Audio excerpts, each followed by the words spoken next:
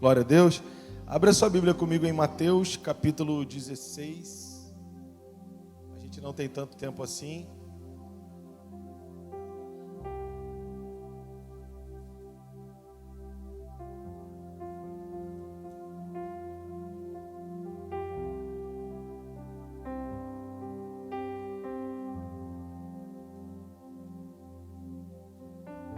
Vamos enfatizar algo que nós temos enfatizado. Hoje é ceia ainda, né?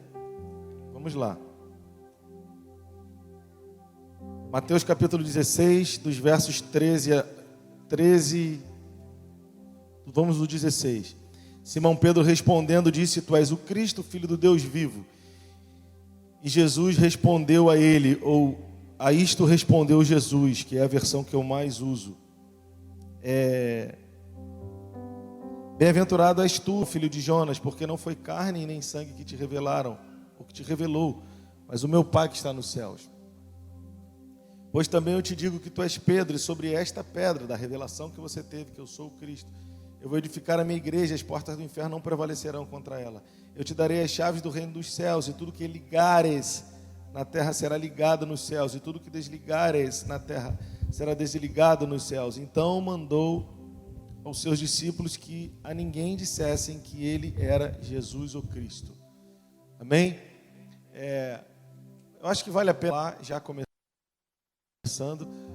o pastor Marcelo falou um pouco dos nossos desafios. Eles são muito grandes, né? Nas cadeiras aqui, você pode ver que nós temos vários irmãos viajando, e nós ainda estamos pagando cadeiras aqui, e precisamos comprar mais cadeiras. Cada boleto de cadeira que a gente paga aqui é R$3.000, ainda falta uma quantidade razoável pela frente, e precisaríamos já mais umas 100, 200 cadeiras. Temos o desafio do ar-condicionado, temos o desafio do aluguel, temos diversos desafios como igreja. E você que está chegando agora, e eu não quero enfatizar a questão do dinheiro, eu quero enfatizar aqui a questão da família, da igreja, do corpo. Porque o corpo, a sinergia do corpo vai fazendo com que tudo que precisa ser desenvolvido, seja desenvolvido. Com que tudo que precisa crescer, cresça. Sem que a gente force, mas a gente precisa trabalhar junto, constante, com responsabilidade.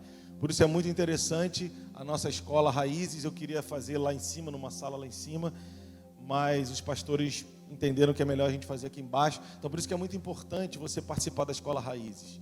Raiz é o start para as demais escolas da igreja, e a gente está fazendo ela num formato mais inteligente, para no meio da escola nós já vamos te falando sobre as próximas escolas. A escola Vida no Espírito, a escola Ruiós, que faz parte do nosso trabalho, do nosso desenvolvimento do discípulo na igreja local.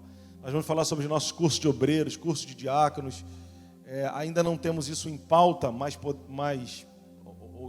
tanto em pauta, mas podemos colocar mais em pauta. Nosso seminário, enfim. Então nós temos muita alegria no nosso coração e uma responsabilidade muitíssimo grande. Temos ainda equipamentos a pagar, equipamentos a adquirir. Nós estamos aqui numa grande sala, nós não temos iluminação, nós não temos projeção ainda, embora estejamos online. Então assim, se responsabilize com a igreja. E nós vamos falar um pouco sobre igreja aqui nessa manhã. Amém? Então, nesse contexto aí de Mateus 16, é um texto muito rico. Eu não tenho mais do que 20, 30 minutos. E a gente vai precisar ceiar nessa manhã. Então, eu vou extrair alguns outros ensinos, ou alguns ensinos, com base nesse texto extremamente rico e poderoso. Primeira informação que a gente quer te dar é que Jesus leva os discípulos para esse lugar conhecido na terra como Cesareia de Filipe. Eu já enfatizei isso muito em momentos, em ministrações, falando sobre identidade e a identidade da igreja. Então Jesus leva os discípulos para esse lugar conhecido na terra como Cesareia de Filipe. Nesse lugar havia adoração a deuses, muitos deuses. Por isso que Jesus pergunta: quem dizem os homens que eu sou? E eles dizem, uns pensam que tu és Jeremias, Elias, João Batista, sei lá, um dos profetas. Não era que você é um igual a eles, era que você possivelmente é a reencarnação de um deles. Não estava dizendo assim, você é um profeta, porque aí seria um erro não tão grosseiro, seria um erro. Agora, dizer, o que eles estavam dizendo é que possivelmente Jesus era a reencarnação de um desses profetas hebreus do Antigo Testamento. Quem está comigo até aqui? Então o lugar era de alto paganismo, o lugar era de alta incidência demoníaca. E como a gente quer abrir essa conversa, abrir essa mensagem nessa manhã? Falando sobre o que nós desconhecemos do que acontece no mundo do espírito. Uma vez eu falando sobre as armas da guerra, na nossa guerra não são carnais, mas elas são poderosas em Deus, para destruir fortaleza, anular sofismas e levar todo pensamento cativo à obediência de Cristo. Um irmão, não lembro exatamente como ele falou, mas o irmão falou assim, pastor, mas eu não quero entrar em guerra, eu não estou em guerra, eu quero paz. E aí eu disse para ele, esse é um estado ainda pior, porque existem dois tipos de prisioneiros na guerra, o prisioneiro e o cativo. O prisioneiro é aquele que está pagando uma sentença, e o cativo é aquele que não sabe que está pagando uma sentença. Isso é muito sério, porque não tem para onde nós fugirmos, e a palavra está nos dizendo, eu quero ensinar vocês a lutarem uma luta invisível. Essa luta invisível não se luta com armas visíveis. Quem está comigo até aqui? Então Jesus leva os discípulos para esse lugar chamado Cesareia de Filipe e pergunta para eles, quem dizem os homens que eu sou? E o céu, com uma densidade demoníaca muito forte, com uma incidência de demônios muito forte, fazia com que o povo estivesse completamente alheio, completamente perdido no que diz respeito a quem Cristo era. O que isso tem a ver conosco nos nossos dias? E eu não quero de forma nenhuma trazer um peso com o que eu vou falar. O que eu vou falar tem a ver com trazer uma consciência para trabalharmos juntos, para trabalharmos de forma correta. Nós estamos numa região de alta densidade demoníaca. Por quê, pastor? Pastor, que luta, sim. Mas por quê, pastor? Porque aonde existem tesouros preciosos, existem disputas por esses tesouros. Caramba, que silêncio, hein, mano? Onde existem tesouros preciosos, existem disputas intensas e acirradas. Então essa minha fala não é para que você fique, meu Deus, e agora? Não, é o contrário. É para que nós possamos nos posicionarmos, para que nós nos posicionemos, para que possamos então entrar no que o Senhor ensina nesse texto aqui. Eu já vou falar sobre isso. Obrigado, dona Jo. Agora eu já fiquei mais alegre. Então Jesus leva os discípulos para esse lugar e pergunta para eles sobre quem dizem os homens que ele era. E os homens daquela região estavam bem longe de saber quem ele era. Mas a intenção de Jesus não era saber dos de longe se sabiam quem ele era, porque ele termina essa sessão dizendo para os discípulos assim, não diga a ninguém quem eu sou. Por quê? Porque a revelação de quem Cristo é não se conta, se vive e se manifesta. A revelação de quem Cristo é não se conta, mas se manifesta. E as pessoas, se manifesta em nós, se vive e as pessoas vão conhecer. Pastor, quando eu olho para mim, eu me vejo muito longe de quem Cristo é. Eu também. Quanto mais perto nos achegamos dele, mais perto, mais reconhecemos as nossas mazelas. Mas isso não deve fazer de nós alguém que vai desistir de buscarmos sermos semelhantes a ele. Ao contrário. Ao contrário, esse é um grande sinalizador de que nós estamos morrendo para nos parecermos com ele. Qual o sinalizador? Quando a nossa santidade, a nossa justiça própria cai no chão. E a gente se reconhece como eterno dependente, completo dependente dele. Quando a nossa embriaguez, a partir da nossa função, acaba e a gente diz assim, só restou a graça e a glória do Senhor Jesus. Isso te dá uma sensação na tua humanidade. Talvez que você não esteja acostumado, mas no teu homem espiritual te dá uma convicção de uma dependência plena e absoluta. Isso vai tirando os teus vícios. Então, naquele lugar, em Cesareia de Filipe, eles não sabiam quem Jesus era. O cenário era terrível, era pesado. Mas Jesus não estava tão interessado nos de longe, na opinião dos de longe. Jesus estava interessado na convicção dos discípulos. E aí ele pergunta para os discípulos: e vocês quem dizem que eu sou? E vocês quem dizem que eu sou? E o Pedrão, o mais doido da parada, o mais zoado, mais uma vez é o cara que arrisca. Mais uma vez é o cara que saiu do barco, o cara que negou 3 vezes, o cara que na transfiguração falou para fazer tenda. Mais uma vez esse cara arrisca e vai para cima e diz: tu és o Cristo, Filho do Deus vivo.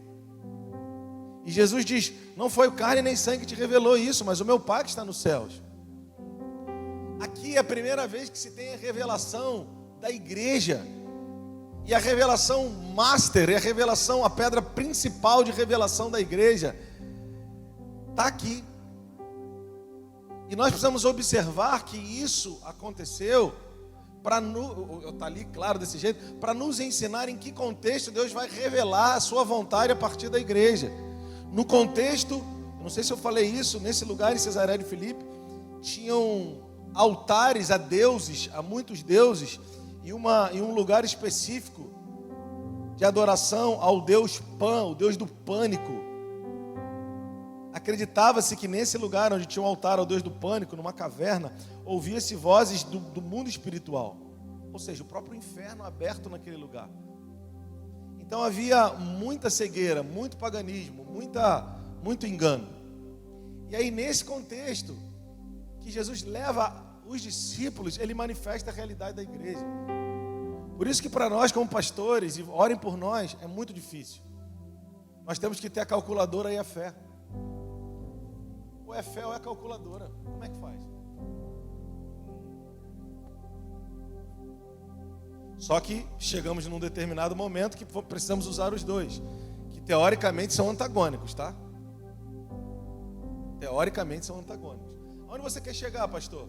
Eu quero chegar no fato de que Jesus leva os discípulos para o lugar chamado as portas do inferno, era conhecido na terra como as portas do inferno, para dar a eles a revelação de quem ele era. Cara, receber a revelação de quem Cristo é, num lugar chamado as portas do inferno, não cabe na nossa humanidade. Cabe na minha humanidade receber a revelação de quem Cristo é, num lugar conhecido como as portas do céu. Ou receber a revelação de quem o Satanás é, no lugar conhecido como as portas do inferno. Mas Jesus leva os discípulos para um lugar conhecido como as portas do inferno, para trazer a revelação de quem ele era. Isso é antagônico para a alma de qualquer um. Então o que você quer dizer com isso, pastor? Eu não quero que você pegue em absoluto essa palavra. Eu só quero que você entenda um pouco da dinâmica do mundo espiritual. É em momentos em que na sua vida você vai se sentir angustiado, ferido. São momentos em que Deus quer revelar quem ele é para você. Por favor, não pegue isso como um absoluto. Eu só estou te ensinando um pouco sobre a dinâmica de como Deus faz. Ou te ensinando sobre a dinâmica que eu tenho aprendido de como Deus faz. Ele leva os discípulos para esse lugar e agora os confronta dizendo: quem dizem vocês que eu sou? Nenhum foi capaz de dizer exatamente quem ele era. Essa é uma outra pergunta para nós nesses dias. Será que nós... Eu vou falar no tempo presente para a gente falar de futuro. O passado presente para falar de presente e futuro.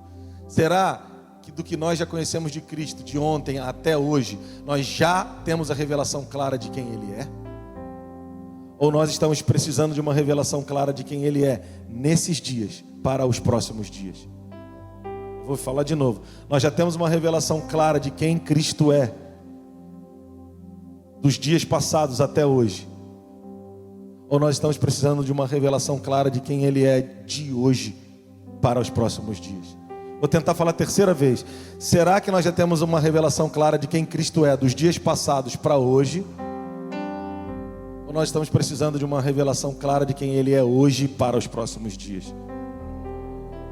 Eu vou usar uma palavra do meu pastor que eu demorei a entender. E ela não sai com um tom de triunfalismo, ela sai com um tom só daquilo que a gente tem procurado aprender. Ele diz assim, a gente se decepciona com pessoas porque a gente coloca no lugar de Jesus pessoas, ou coloca no lugar que deveria ser de Jesus, a gente coloca pessoas. Me parecia uma frase um pouco, não sei, meio infanto-juvenil, me pareceu nas primeiras vezes que eu ouvi. Mas depois que eu ouvi de fato, e meditei de fato, e o Senhor me pegou por dentro, não é sobre desprezar pessoas, é sobre entrar no lugar com Cristo, até que Ele seja tudo em nós. E aí entra um outro ensino na palavra, que o meu pastor usa muito também. Aí eu me fiz livre de todos, o apóstolo Paulo ensina isso, para poder servir. E para mim é uma frase e um versículo que se complementam.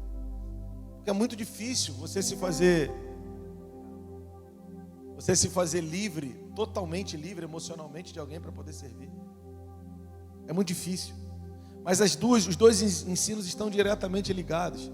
Então, em nome de Jesus, que esses sejam dias em que nós possamos abrir mais espaço para a nossa comunhão com o Senhor. Para que a gente possa abrir mais espaço para que o Senhor pegue o nosso coração na mão e para que o nosso coração seja totalmente dele. Que a gente possa abrir mais espaço na oração, no quebrantamento, na renúncia. Se você crê nisso, levante as suas mãos e se expresse. Que a gente abra mais espaço para buscar o Senhor nas decisões teoricamente mais simples. Que a gente abra mais espaço para não ser embalado por resultados. Que a gente abra mais espaço. Para que a gente abra mais espaço.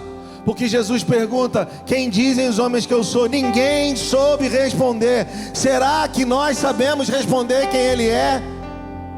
Será que nós temos interagido? Será que nós temos conhecido o coração dEle de fato, de verdade? Mas Ele nos dá uma oportunidade no lugar que na terra era conhecido como as portas do inferno. Ele nos dá a oportunidade de, num lugar inóspito, de um lugar terrível, nós podemos dizer: Senhor, eu quero saber quem Tu és. E qual é a certeza que eu tenho? Que não importa a geografia, o que importa é olhar para Ele. Porque o que importa é olhar para Ele. Porque Simão, respondendo no versículo 16, Simão olhou para ele e respondeu: Tu és o Cristo, o Filho do Deus vivo. E o 17 diz: E a isto respondeu Jesus: Bem-aventurado és tu, Simão, filho de Jonas, porque quem te revelou isso não foi carne ou sangue, mas o meu Pai que está no céu. Então, esses são dias de olharmos para Ele. Esses são dias de olharmos para Ele, para que Ele revele quem Ele é para nós, para que Ele cure a nossa vida, para que Ele apare as nossas arestas, para que toda religiosidade na nossa vida, toda justiça própria, toda acusação, todo medo possa cair por terra e alinhemos o nosso coração. 2024, primeiro trimestre, nós já veremos um alinhamento muito interessante. Segundo semestre, terceiro semestre, vamos dividir o ano em 4 semestres e vamos dedicar a nossa vida, as primeiras horas. Se a primícia for santa, todo demais é santificado. Então santifique os primeiros minutos, as primeiras palavras, em nome de Jesus. A grande realidade também que tem queimado no nosso coração, e eu não quero entrar no aspecto, científico aqui, porque eu não domino. Nós vamos precisar mesmo de um jejum de dopamina urgente. É aquela velha história do Oriente, da China especificamente, e do Ocidente. A comida que eles dão internamente de informação não é a mesma que eles difundem para o mundo. Resumo da ópera: nós vamos precisar fazer regime, jejum de dopamina mesmo, porque está roubando a nossa disposição de buscar o Senhor, está roubando o nosso tempo diário, e nós estamos sucumbindo emocionalmente, porque não temos entendido que Deus quer o nosso melhor em tudo. Mas aonde eu quero avançar com você? E Pedro diz: Tu és o Cristo, Filho do Deus vivo. Eu quero declarar que 2024 vai ser um ano da revelação de quem Cristo é para nós. E isso vai nos levar a lugares de arrependimento, não lugares de religiosidade, não lugares de apontar o dedo. É lógico, ninguém está falando de sermos apologetas do erro alheio. Não, nós estamos falando de entrarmos num lugar de arrependimento coletivo, porque arrependimento não é externar algo que o outro quer ver. Arrependimento é um reposicionamento interior, que a médio e longo prazo os frutos são evidenciados. Então Deus está nos chamando para esse lugar. Então Pedro diz: tu és o Cristo, Filho do Deus vivo. E o Senhor diz para ele: não foi carne nem sangue que te revelou isso, mas o meu Pai que está nos céus. Pedro, tu tens a revelação do meu Pai direta. O meu Pai te comunicou quem eu sou. E a gente falou um pouco sobre isso na semana passada, e eu já vou avançar para a gente terminar. Então a revelação do Pai está no Filho, e a revelação do Pedro está no Cristo, e a revelação da igreja está na revelação que Pedro teve do Cristo. Eu vou explicar. Pedro, não foi carne nem sangue que te revelou, mas o meu Pai que está no céu. Ponto. Então o Pai é revelado no Filho. A isto respondeu Jesus: e tu és Pedro. Ok? A isto respondeu Jesus: e tu és Pedro. Então, respondendo Jesus que tu és Pedro, a identidade de Pedro revelada em Cristo, a identidade do Pai revelada no Filho, a identidade de Pedro revelada no Filho, e a identidade da igreja revelada para Pedro e através de Pedro.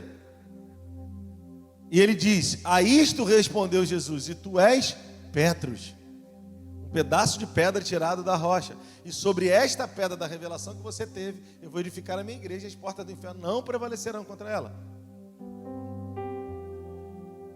Então vamos lá para 1 Pedro 2,5, e a gente realmente vai para o encerramento.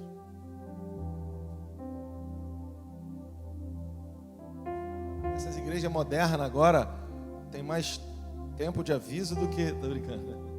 Cadê o Marcelo? Cadê? O menino louva, tem os avisos, mas o pregador não tem tempo.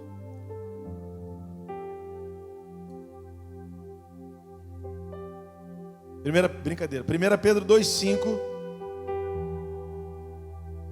2,1. Despojando-vos, pois, de toda malícia. Não vou nem entrar muito nisso, porque ele podia dizer assim: eu vou livrar vocês disso. Ah, tem lá?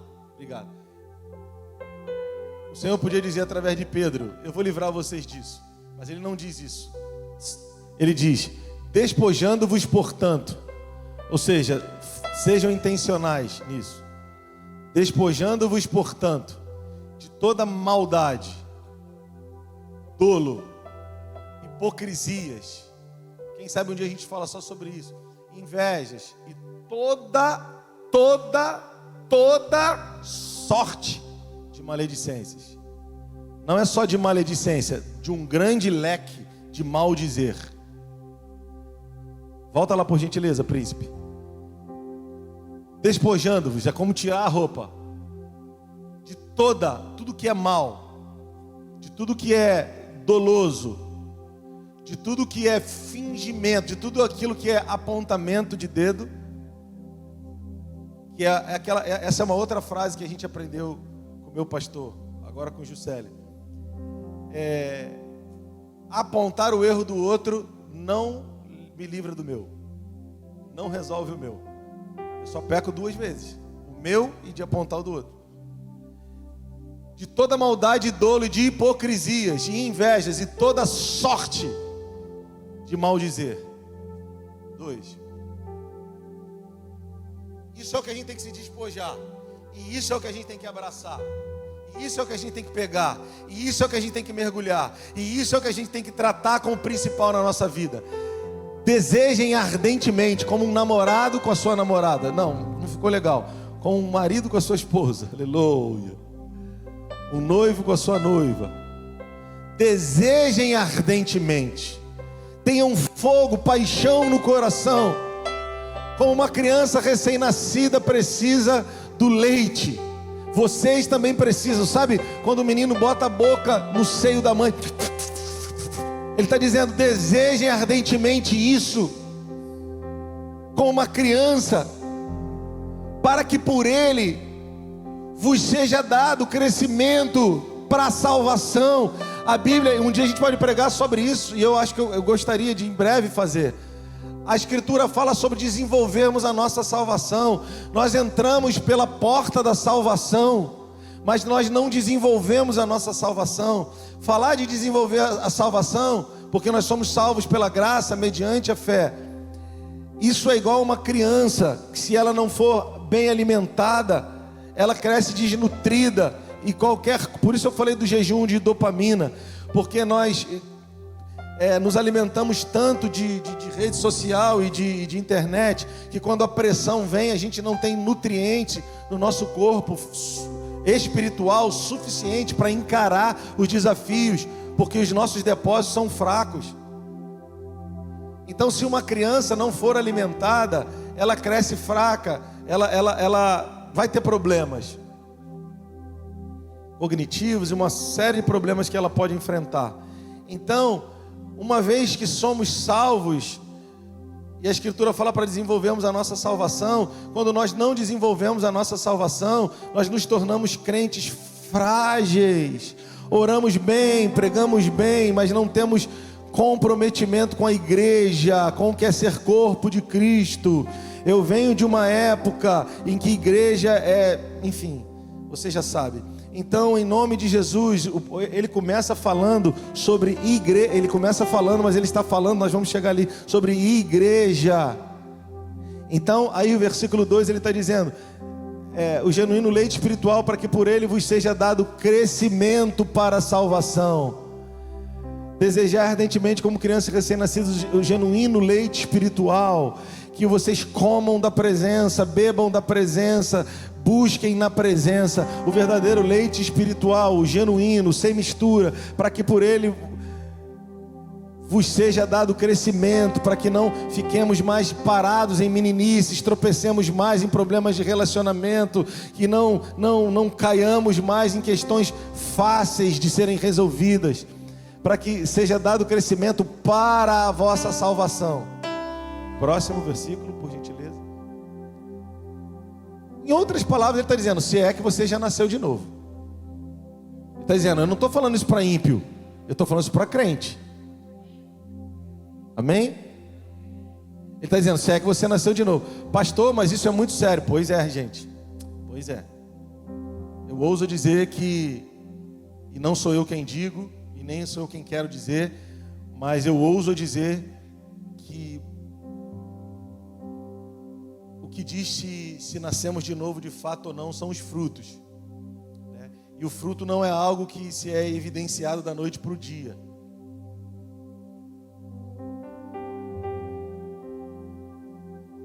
Então, ele está dizendo, se é que tendes a experiência de que o Senhor é bondoso, se é que vocês nasceram de novo, se é que conhecem a Cristo de fato. Senão, tudo que foi falado antes não importa, porque em João 3 diz que quem não nascer de novo não pode sequer ver o reino. Então, isso não é para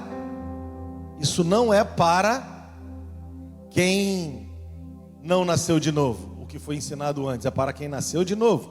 Ele está dando uma lista.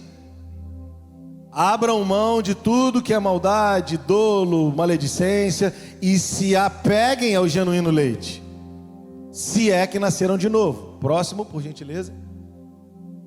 Aí ele diz como fazer isso. Como fazer isso?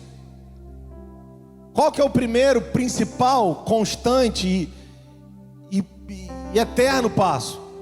Chegando-vos para ele, a pedra que vive. Que pedra que vive? A que foi rejeitada, sim, pelos homens, mas para com Deus eleita e preciosa. Então ele está dizendo, se acheguem para ele. Por que eu estou falando isso? Porque com base em Mateus 16, originou-se a doutrina de que haviam duas chaves, a chave de Jesus e a de Pedro, e que Pedro, essa madrugada choveu muito, né? Muitos bairros do Rio de Janeiro foram afetados, deveríamos até levantar um tempo de oração, fortemente afetados. E aí a gente já ouviu, no nosso tempo de paganismo, São Pedro abriu, decidiu fazer chover hoje, São Pedro, né? Por quê? Porque disseram que essa doutrina se baseia no fato de que eu dou a vocês as chaves, então Pedro tem a chave, né? Chegando vós para ele, a pedra que vive. Quem é a pedra que vive? A pedra de quem os homens escondiam o rosto. A pedra que os caras falavam assim, ele disse, eu derrubo o templo e levanto em 3 dias. A pedra que era Jesus, aquele que foi lá e virou a mesa do templo. A pedra que os edificadores rejeitaram, aqueles que deveriam discernir a edificação, deveriam construir a partir de Cristo, porque tinham a escritura na mão, os fariseus, os hipócritas, os doutores da lei. Eles rejeitaram isso. Rejeitaram a pedra, rejeitaram Cristo. Ok? Sim, foi rejeitado pelos edificadores. Mas esses homens não tinham revelação de quem ele era. Esses homens rejeitaram a edificação, porque não, ou a pedra principal da edificação, porque não tinham a revelação de quem ele era. E quem ele era, e quem ele é. Para com Deus Pai, a pedra que os edificadores rejeitaram, vocês estão opostos à vontade de Deus, seus edificadores cabeçudos. Vocês rejeitaram a pedra angular, vocês rejeitaram a pedra principal. O que é pedra angular? É a pedra que dava ângulo aos portais. Se não tivesse a pedra principal, a angular, o portal não recebia ângulo. Então os edificadores tentaram edificar uma realidade de Deus na terra a partir do seu conhecimento e não a partir da revelação de quem Cristo era. O que isso nos ensina? E se você quiser, pega no teu espírito. O que o Senhor está nos ensinando nesses dias? Nós não vamos construir a partir do nosso intelecto, da nossa profissão, do nosso achismo, da nossa empolgação. Nós vamos construir a partir da pedra angular, a principal, a partir de quem Cristo é. E na prática, o que eu faço, pastor, é voltar para casa e se achegar a Ele. É voltar para casa e se achegar a Ele e dizer: Deus, me dá a pedra angular, me dá a pedra principal, me dá a base da construção, me dá a clareza de quem você é, que eu não construa mais segundo as minhas emoções, segundo o que eu sinto hoje. E isso pode custar caro.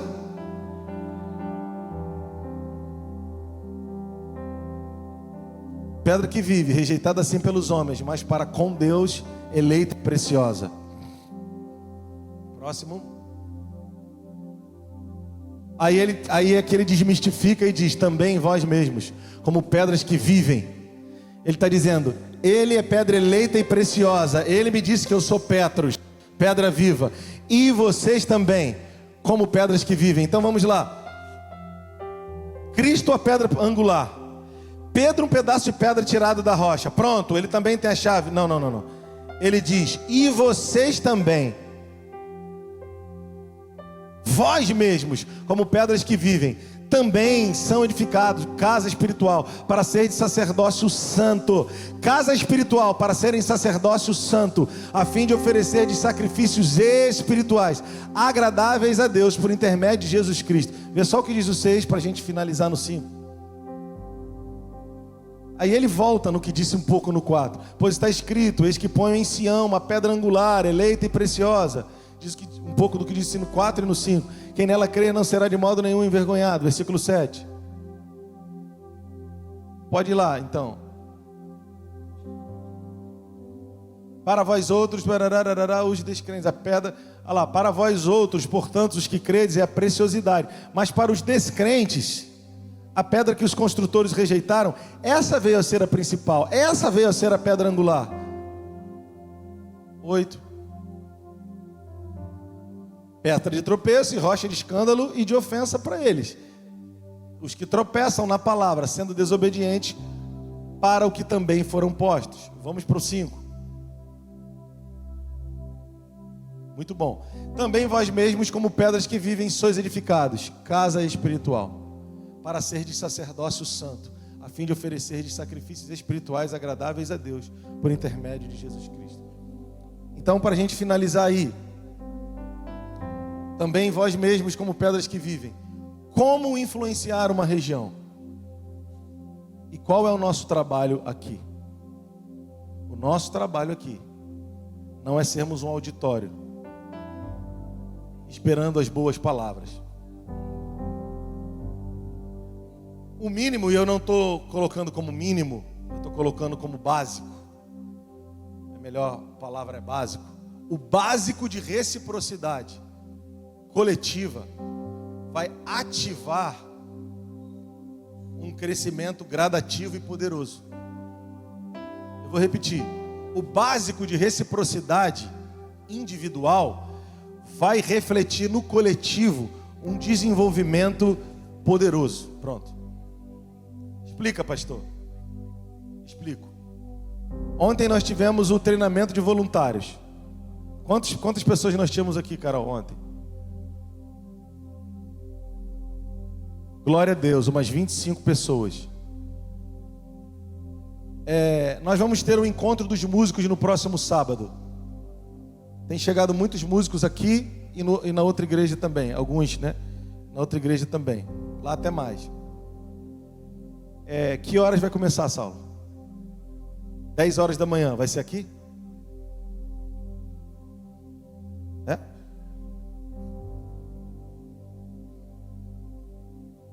Então nós vamos ter um encontro com os músicos no final de semana que vem. Nós vamos ter a Escola Raízes, que começa no final do mês. Nós temos um encontro da mídia aí, que dia? Dia 20, sábado que vem. 2 horas. Então sábado nós temos encontro com os músicos e encontro da mídia. Aí você diz assim, meu filho tem 12 anos, não dá, pastor, ele é músico e na mídia, um ou outro. Irmão, traz o menino, igual os 5 pães e 2 peixinhos. Bota o lanchinho na bolsinha dele, traz o menino. Deixa ele ficar dentro da igreja, irmão. Você sabe do que a gente está falando. Você sabe do que a gente está falando. Você sabe do que a gente está falando. Além dele estar servindo, ele está desenvolvendo uma profissão, porque todos esses meninos estão trabalhando lá de fora. Milena, Caio, Jonathan, Evelyn, todo mundo trabalha aqui com a gente, está ganhando dinheiro e está ganhando bom dinheiro do lado de fora. Eles não querem ser meu sócio, não sei porquê. Ganhando dinheiro do lado de fora. Gabriel, todos eles. Gabriel caminha com a gente há quase uns 10 anos. Todos eles. Então, irmão, é uma questão de espiritualidade ou de sabedoria e de inteligência. Não é sobre o dinheiro que ele vai ganhar amanhã. É sobre o fato de Deus ser galardoador daqueles que o buscam. Está servindo na casa de Deus. Deus nunca vai perder para a gente. Não perde aquele coração que você tinha quando chegou aqui não, irmão. Qual coração, pastor? Não, Deus, a empresa que Deus me entregou para administrar é um ministério. E tudo que você fez de coração, meu irmão, Deus te prosperou. Você sabe do que eu estou falando. Isso não passa por mim, não. Não passa por mim, não. Quanto aos que ensinam, e se você ensina, fique tranquilo, que o Senhor trata mesmo.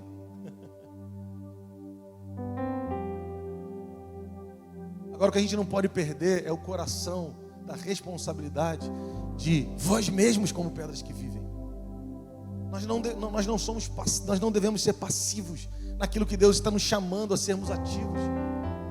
Nós não podemos ser morosos naquilo que Deus está nos chamando para avançarmos com ousadia.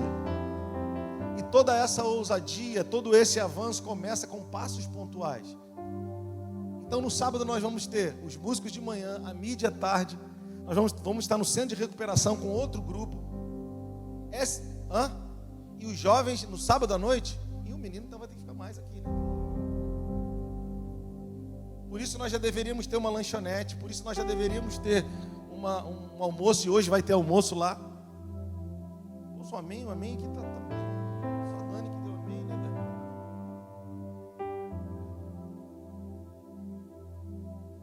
Por que você está falando isso, pastor? Lembra? E a gente termina aqui. As portas do inferno não vão prevalecer contra a igreja. Qual a igreja, pastor? A igreja que diz, eu decido ser com você, igreja. Só um parênteses aqui. E quando houver alguma coisa entre eu e o meu irmão, sentem na mesa, tragam testemunhos, se for o caso, nas instâncias. Se o irmão não se arrepender, aí você está livre do irmão. Mas se ele se arrepende, você é irmão para sempre, irmão. Assim a gente constrói a igreja. Assim a igreja se estabelece. Assim as portas do inferno não prevalecem contra a igreja. Pastor, mas assim, eu tenho responsabilidade com a minha família. Qual delas? A biológica já deixou de ser só a sua família, a biológica, há muito tempo. Por quê, pastor? Porque a minha família agora são os que são nascidos de novo. Eu sei que essa realidade na nossa mente ela é difícil, mas no mundo do espírito é fato.